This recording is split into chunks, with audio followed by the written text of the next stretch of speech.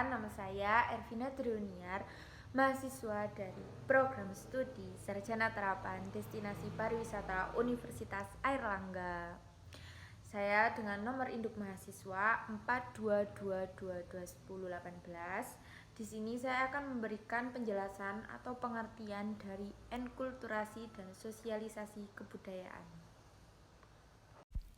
Di sini saya akan memberikan penjelasan atau pengertian dari enkulturasi itu sendiri.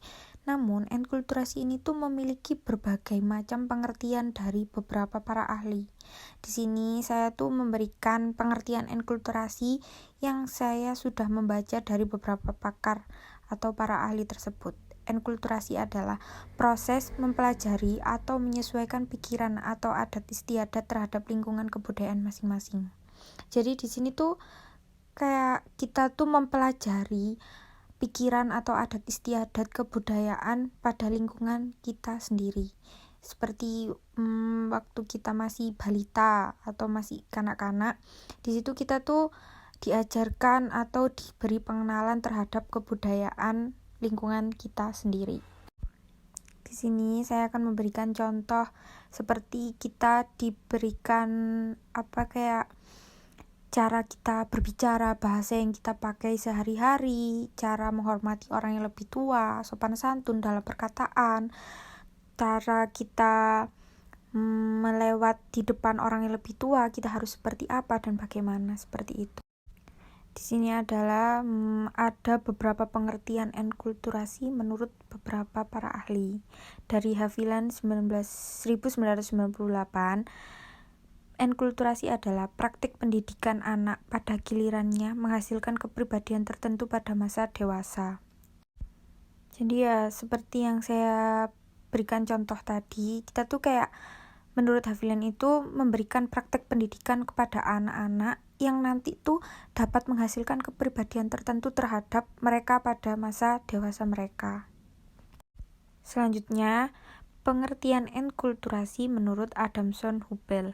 Pengertian enkulturasi. Enkulturasi adalah suatu keadaan yang terjadi pada seseorang untuk mengakulturasikan budayanya sekaligus menginternalisasi hasil kebudayaan dalam kehidupan bermasyarakat.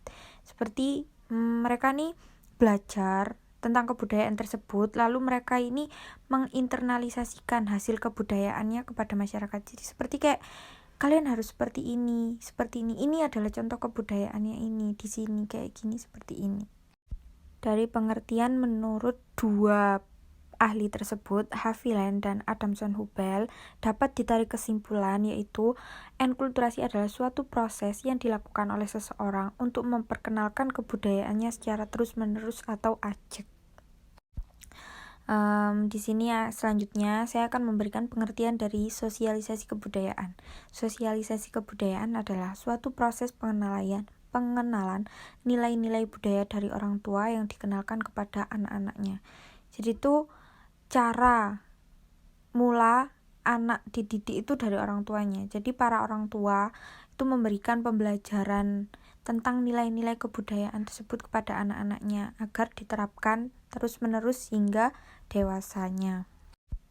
Pengertian sosialisasi sendiri ini tuh terbagi dari beberapa para ahli. Seperti Surjono Sukanto ini menyatakan bahwa sosialisasi kebudayaan adalah seseorang mendapatkan pembentukan sikap menyesuaikan lingkungan sekitar. Jadi kita tuh mendapatkan pembentukan sikap kita itu dapat menyesuaikan terhadap lingkungan sekitar kita atau lingkungan hidup kita. Dan yang kedua, menurut Peter L. Berger, sosialisasi kebudayaan adalah seseorang individu yang menjadi masyarakat berpartisipatif. Di sini tuh seperti kita tuh menjadi seseorang individu yang berpartisipatif terhadap masyarakat lain, memberikan contoh kebudayaan lingkungan sekitar kita terhadap masyarakat yang lainnya. Dan yang ketiga, menurut Horton dan Hun, sosialisasi kebudayaan adalah suatu proses menghayati norma-norma yang berlaku di lingkungan hidupnya. Jadi yang sudah diterapkan terhadap lingkungan hidup mereka ini, mereka menghayati. Jadi mereka tuh yang menganut terhadap norma-norma yang sudah berlaku pada lingkungan sekitar mereka atau lingkungan hidup mereka. Sosialisasi ini terbagi menjadi dua bagian, yaitu sosialisasi primer.